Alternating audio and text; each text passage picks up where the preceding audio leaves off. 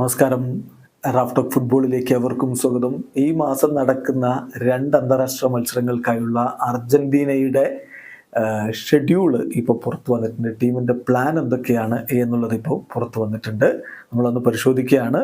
Gauss നെഡൂൽ അക്കാര്യം report ചെയ്യുന്നു. അതിൽ അദ്ദേഹം പറഞ്ഞ അർജന്റീനയുടെ ദേശീയ ടീം ഒരാഴ്ചക്കുള്ളിൽ യുണൈറ്റഡ് സ്റ്റേറ്റ്സിൽ വെച്ച് മീറ്റ് ചെയ്യും. എല്ലാ താരങ്ങളും യുണൈറ്റഡ് സ്റ്റേറ്റ്സിലേക്ക് അടുത്ത ആഴ്ചയോടുകൂടി എത്തും.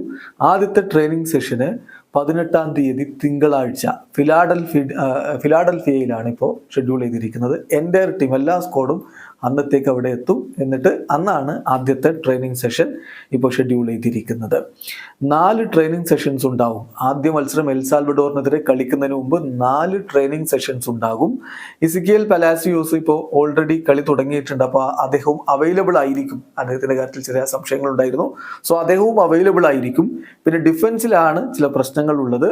ഈ 2 മത്സരങ്ങളിലും വളരെ ചെറിയ വേരിയേഷൻസ് മാത്രമേ ഡിഫൻസിൽ കോച്ച് വരുത്താൻ സാധ്യതയുള്ളൂ.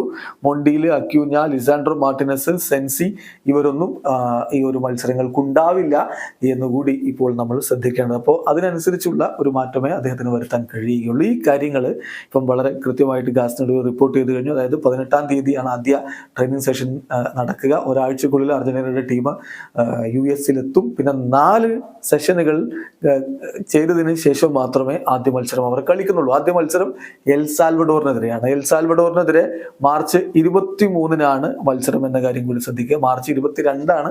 പക്ഷെ നമുക്ക് ഇന്ത്യൻ സമയം പറയുമ്പോൾ മാർച്ച് 23-ന് രാവിലെ 6 മണിക്കാണ് ആ കളി. അതിനുശേഷം രണ്ടാമത്തെ മത്സരം മാർച്ച് 27-ന് രാവിലെ ഇന്ത്യൻ സമയം 8:30-ന് അർജന്റീന കോസ്റ്റാറിക്കെതിരെയും കളിക്കുന്നു. വീഡിയോ അവസാനിക്കുന്നു. ഫുട്ബോൾ ലോകത്തെ കൂടുതൽ വിശേഷങ്ങളുമായി റാഫ്റ്റോക്സ് എത്താം.